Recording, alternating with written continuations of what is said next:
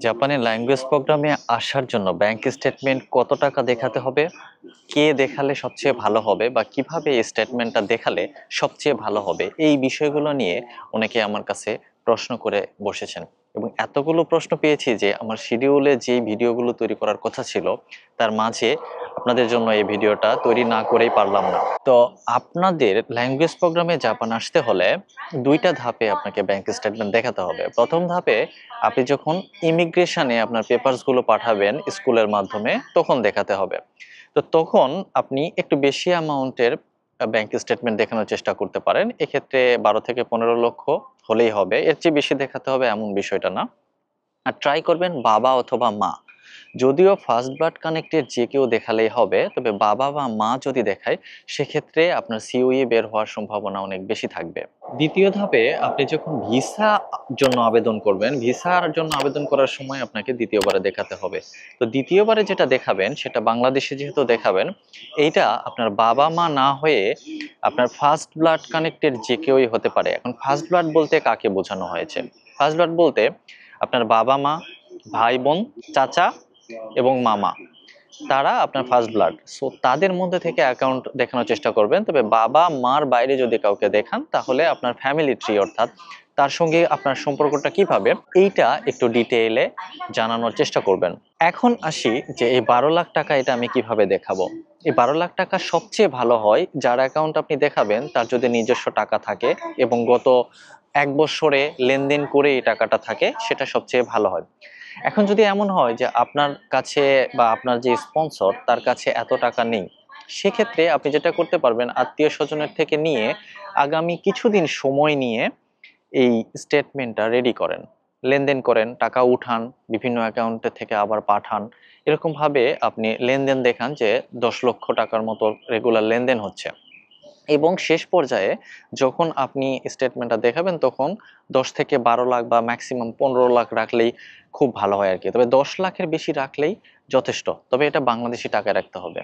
এটা রাখার সময়ও অনেকের সমস্যা হয় যে আমার টাকা নেই বা আমি টাকা ম্যানেজ করতে পারবো না। সেক্ষেত্রে এখন বাংলাদেশে অনেকগুলো ব্যাংক, বেসরকারি ব্যাংক যেমন প্রিমিয়ার ব্যাংক থেকে শুরু করে কয়েকটা ব্যাংক আছে যারা কি করে স্টুডেন্ট লোনের ব্যবস্থা করে, যে লোনের মাধ্যমে আপনার ব্যাংক স্টেটমেন্ট দেখানোর তারা সুযোগ করে দিয়েছে। তো তাদের সঙ্গে যোগাযোগ করে এটার একটা সলিউশন বের করতে পারেন।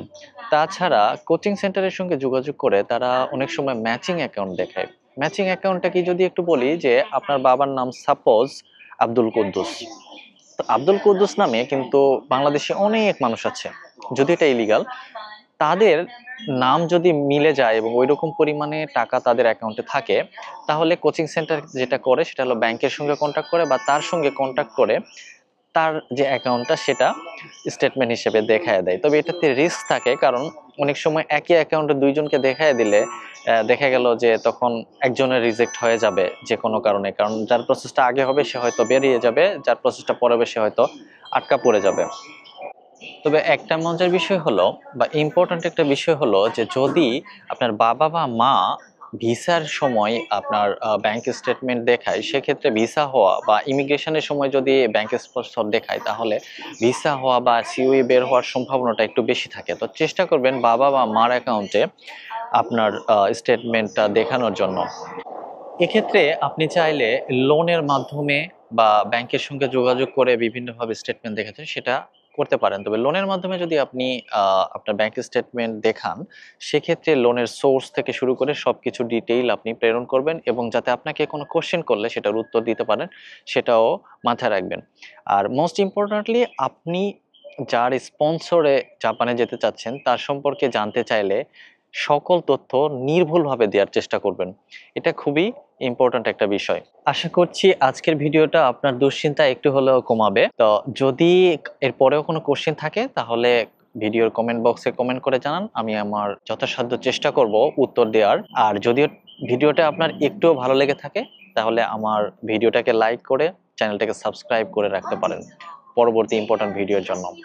তো দেখা হচ্ছে পরবর্তী ভিডিওতে, সে পর্যন্ত ভালো থাকবেন। মিতে করে আরিগাতো।